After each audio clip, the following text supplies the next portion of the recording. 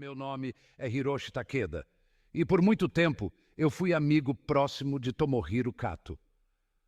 Nossa amizade começou nos anos de escola e se solidificou ao longo dos anos com base em um amor compartilhado por animes e videogames. No entanto, havia um lado de Tomohiro que sempre me perturbou, sua inclinação por atividades e interesses obscuros. Eu me lembro claramente de uma noite de outono em que Tomohiro me convidou para uma aventura que ele havia planejado. Ele estava empolgado, com uma chama nos olhos que eu não via há algum tempo. O plano parecia simples na superfície. Ele queria explorar um antigo armazém abandonado em Tóquio, que, segundo ele, tinha uma história misteriosa e alguns rumores de que era assombrado. Fui relutante em aceitar o convite, especialmente porque Tomohiro tinha uma tendência a se envolver em situações que me deixavam desconfortável. No entanto, nossa amizade era importante para mim, e eu me vi cedendo à sua pressão e ao seu entusiasmo contagiante. Sabia que algo mais sombrio estava por trás de sua ideia de aventura, mas não consegui resistir à sua insistência. A noite estava fria e nebulosa quando chegamos ao armazém. O local era uma estrutura antiga, coberta por grafites e desmoronada ao longo dos anos. A sensação de desconforto aumentava a cada passo que dávamos. Tomohiro parecia estar em seu elemento, enquanto eu lutava para ignorar a sensação de que estávamos fazendo algo errado. Dentro do armazém, a atmosfera era densa e pesada. As paredes eram cobertas com vestígios de vandalismo e sinais de um passado esquecido.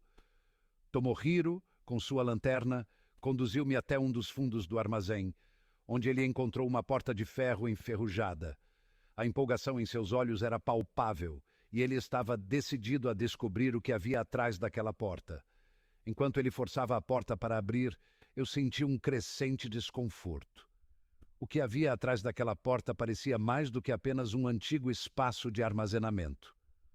Tomohiro estava em seu auge, explorando o interior com uma intensidade que me fez questionar suas verdadeiras intenções. No entanto, o que encontramos lá dentro foi algo que eu não esperava. O espaço era um antigo laboratório, aparentemente abandonado há muito tempo. Em vez de algo sobrenatural, o laboratório estava cheio de equipamentos científicos antigos e arquivos empoeirados. Tomohiro, no entanto, estava mais interessado em vasculhar os documentos e itens, possivelmente buscando algo que pudesse usar para seus próprios interesses. Embora o ambiente fosse assustador e as descobertas fossem estranhas, o que mais me assustava era o comportamento de Tomohiro. Ele parecia fascinado por uma caixa de arquivos que havia encontrado, que continha registros e amostras misteriosas. A curiosidade dele parecia insaciável, e eu me sentia cada vez mais desconfortável com a situação. Aquela noite foi um turbilhão de emoções. Concluímos nossa exploração e saímos do armazém sem sermos vistos. Tomohiro estava eufórico com o que havia encontrado e me agradeceu por ter ido com ele. Para mim, foi uma experiência angustiante, mas que parecia ter passado sem maiores consequências. No entanto, a sensação de que algo estava errado nunca me abandonou completamente. Embora não tenha havido problemas imediatos, eu sabia que Tomohiro estava cada vez mais envolvido em atividades perigosas e duvidosas. A impressão que eu tinha era de que ele estava se afastando cada vez mais da normalidade e mergulhando em um mundo sombrio que eu não conseguia entender completamente.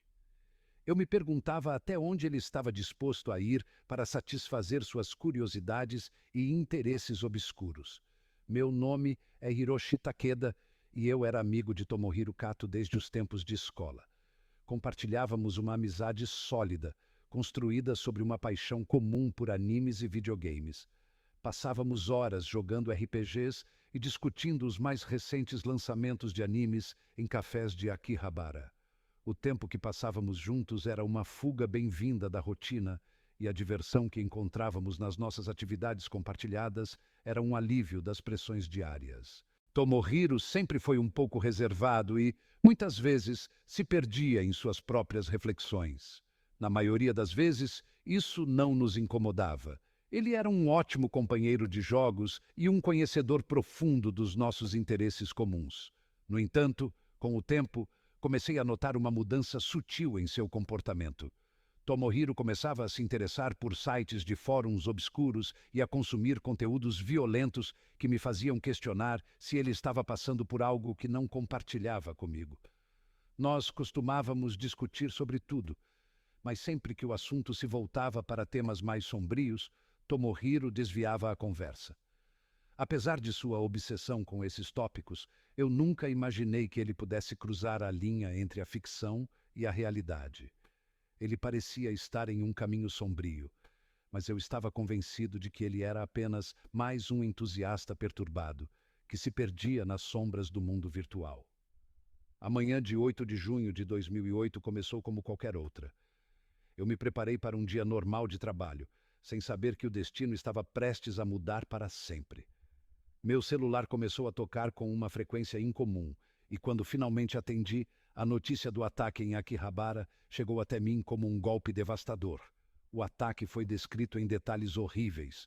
Um homem dirigiu um caminhão para cima das pessoas em uma área movimentada e, em seguida, esfaqueou várias pessoas. O choque e a incredulidade tomaram conta de mim quando a polícia revelou que Tomohiro Kato era o responsável. A mente se recusava a aceitar a realidade.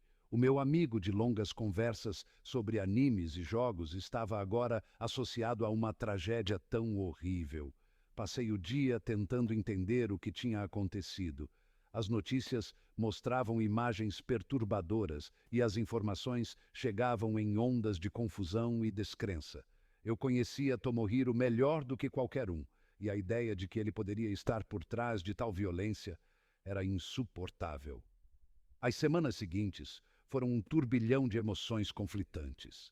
A sociedade estava abalada, e eu me via em meio a uma espiral de perguntas sem resposta. A ideia de que um amigo poderia cometer algo tão monstruoso parecia surreal. Minha mente se fixava em nossa amizade, nas horas que passamos juntos e nas conversas que nunca voltariam a acontecer. Comecei a sentir um peso esmagador de culpa. Perguntas me assombravam. Será que eu poderia ter feito algo para evitar isso? Eu deveria ter notado sinais mais claros de que ele estava em perigo? A imagem de Tomohiro, uma pessoa com quem eu compartilhei tantas memórias, agora estava manchada por atos de violência impensáveis. A situação piorou quando as notícias começaram a mencionar o conteúdo violento que Tomohiro havia consumido. Revelações sobre fóruns obscuros e vídeos perturbadores que ele tinha acessado me levaram a uma introspecção sombria sobre o que realmente conhecíamos sobre ele. A pressão de estar associado a alguém responsável por um ato tão horrível era insuportável. Enquanto tentava processar o que havia acontecido, também enfrentei uma onda de críticas e suspeitas da sociedade. Fui questionado sobre o que sabia e sobre como nunca percebi as mudanças no comportamento de Tomohiro. Isso me fez sentir um isolamento ainda maior. A tragédia não apenas destruiu vidas inocentes, mas também desmantelou a percepção que eu tinha de uma amizade que acreditava ser sólida e confiável. Cada dia parecia uma luta para manter a sanidade, enquanto a mídia e a opinião pública faziam parecer que eu também era responsável, de alguma forma, pelo que aconteceu. O mundo que eu conhecia estava em ruínas, e as memórias de Tomohiro, agora ligadas a um crime horrível, se tornaram uma fonte constante de dor e arrependimento. A tristeza e a culpa me consumiam, e a ideia de que a violência e o desespero poderiam ter sido evitados se transformou em um fardo pesado e interminável. Cada vez que tentava seguir em frente, a sombra do ataque em Akihabara pairava sobre mim, lembrando-me do quanto o mundo pode mudar de forma irreversível. Nunca pensei que uma simples viagem ao Japão pudesse me colocar frente a frente com o medo mais profundo que já senti.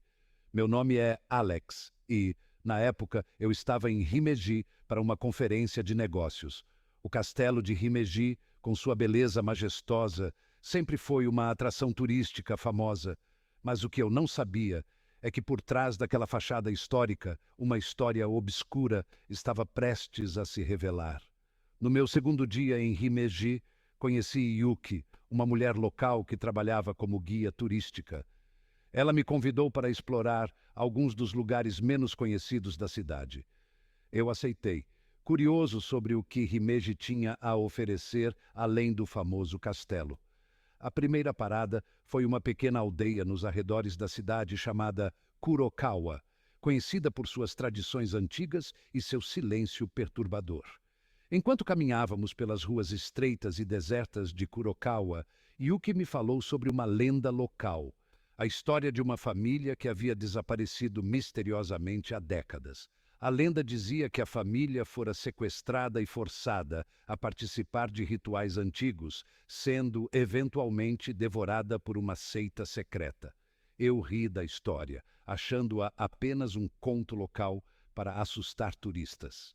No entanto, minha percepção mudou quando chegamos a uma velha casa de madeira no final de uma rua sem saída. Yuki parecia hesitante ao se aproximar, mas insistiu que era importante. A casa estava coberta por uma camada espessa de poeira e teias de aranha, e havia uma sensação opressiva no ar. Yuki me explicou que a casa pertencia à família desaparecida e que era conhecida por ser um lugar amaldiçoado. Eu a segui para dentro, onde o cheiro de mofo e decadência era quase insuportável. Exploramos os cômodos escuros e vazios e logo encontramo-nos na cozinha. Ali, a visão me paralisou. Um grande caldeirão estava no centro da sala, com marcas de queimaduras e manchas de algo que parecia sangue seco. Yuki tentou me tranquilizar, dizendo que era apenas um item antigo, mas eu podia sentir o peso da história sinistra que o objeto carregava. Quando começamos a sair, ouvi um som sutil vindo de cima, como se algo estivesse se movendo no sótão. Yuki, pálida, sussurrou que era hora de ir embora rapidamente. De volta ao meu hotel, a sensação de inquietação não me abandonou. A história da família desaparecida e a visão do caldeirão assombravam meus pensamentos. Eu não sabia que estava apenas começando a descobrir o verdadeiro terror que se escondia nas sombras de Himeji. Os eventos da noite anterior me deixaram inquieto, mas o que aconteceu na manhã seguinte foi ainda mais perturbador. Recebi um telefonema anônimo em meu quarto de hotel. A voz do outro lado da linha era fria e enigmática, e a única coisa que disse foi: "Você deve voltar para Kurokawa." Senti um calafrio na espinha, mas algo me empurrou para investigar mais a fundo. Decidi retornar à aldeia, e desta vez fui sozinho. Quando cheguei, o ambiente estava ainda mais sombrio do que antes. A casa antiga parecia ter mudado, como se o próprio lugar estivesse vivo e observando.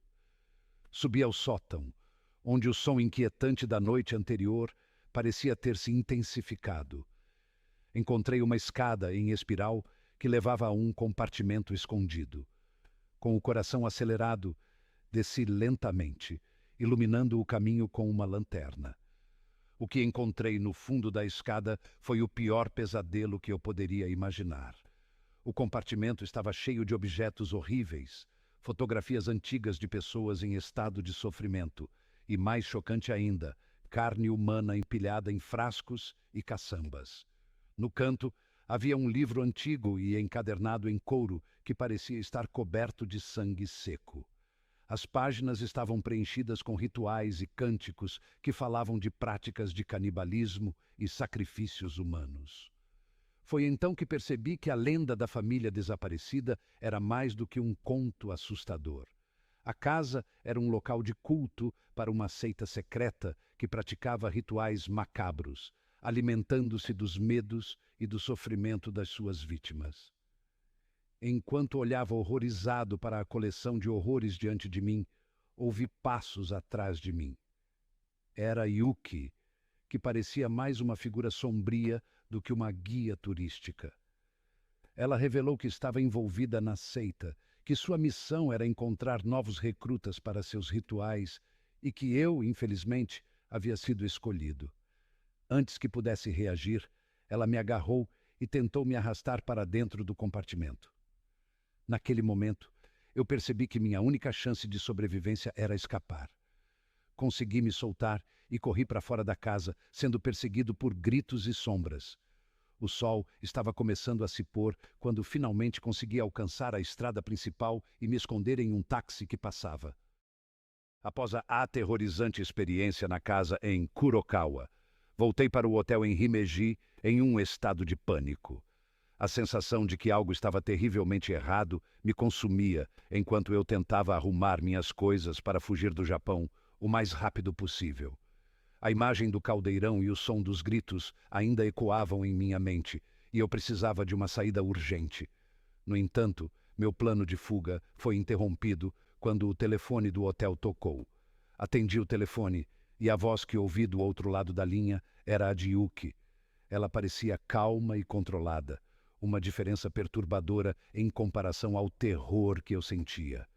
"Alex", ela disse com uma frieza inquietante. "Não pense que você pode sair do Japão tão facilmente. Eu tenho seu passaporte e você não está indo a lugar algum." O terror e a frustração me dominaram. O passaporte era minha única saída e agora estava nas mãos da seita. A ideia de que eu estava preso no Japão, com uma ameaça tão próxima, me deixou em estado de desespero. Eu sabia que precisava de uma solução rápida. Sem outro recurso, decidi que minha única opção era retornar ao castelo de Himeji e recuperar meu passaporte. À noite, voltei ao castelo, tomando todas as precauções possíveis para não ser visto. O ambiente estava ainda mais sinistro do que antes, envolto em uma escuridão profunda e ameaçadora. As sombras pareciam se mover de maneira quase sobrenatural, e o silêncio era perturbador, interrompido apenas pelos ecos de gritos e gemidos distantes. Enquanto me aproximava, os sons se tornaram mais claros. Gritos de prazer e gargalhadas cruéis, indicando que um ritual estava em andamento. O medo quase me paralisou, mas eu sabia que tinha que seguir em frente para encontrar Yuki e recuperar meu passaporte. Encontrei uma entrada lateral do castelo ligeiramente aberta e, com a maior cautela possível, entrei. A escuridão dentro parecia quase palpável, e o cheiro de incenso, misturado com algo nauseante, preenchia o ar. Segui por corredores labirínticos e salas frias até encontrar uma porta entreaberta. Dentro da sala, Yuki estava sozinha, aparentemente envolvida em preparações para o ritual. A sala estava iluminada apenas pela luz das velas que rodeavam uma mesa cheia de itens ritualísticos. Era a minha chance de confrontá-la. Com a voz tremendo de raiva e medo, disse: "Yuki, eu sei que você tem meu passaporte. Se você não me devolver agora, vou às autoridades e contarei tudo o que vi aqui." Yuki ergueu a cabeça e seu olhar era frio e ameaçador. "Você não entende, Alex", ela respondeu, sua voz calma e calculista. "A seita tem poder e influência em todos os níveis do governo japonês. Não há para onde você possa fugir." Antes que eu pudesse reagir, Yuki pegou um rádio e começou a chamar os seguranças. Sentindo que meu tempo estava se esgotando, agi rapidamente. Com um golpe rápido e preciso, acertei a cabeça de Yuki, fazendo-a desmaiar instantaneamente. Não queria matá-la, apenas garantir que ela não pudesse me impedir. Com o Yuki fora de combate, procurei freneticamente pela sala até encontrar meu passaporte escondido em uma gaveta. Com o documento nas mãos, saí do castelo, evitando ao máximo os caminhos mais iluminados e os guardas que patrulhavam o local. Na manhã seguinte, deixei o Japão com um misto de alívio e tensão constante. No entanto, os anos seguintes trouxeram um novo tipo de terror. Comecei a receber mensagens anônimas em redes sociais, ameaçando minha família e a mim. Se você contar a alguém sobre o que viu no castelo de Himeji, sua vida e a de sua família estarão em perigo. Além disso, frequentemente via vans estranhas estacionadas em frente à minha casa. Elas só se moviam quando eu saía, como se estivessem me vigiando. A sensação de estar constantemente observado me consumiu, e a lembrança do castelo, dos gritos e das sombras nunca me deixou em paz. A ameaça nunca foi totalmente dissipada. A presença da seita ainda pairava sobre minha vida, um lembrete constante de que o mal que eu havia enfrentado estava mais perto do que eu poderia imaginar.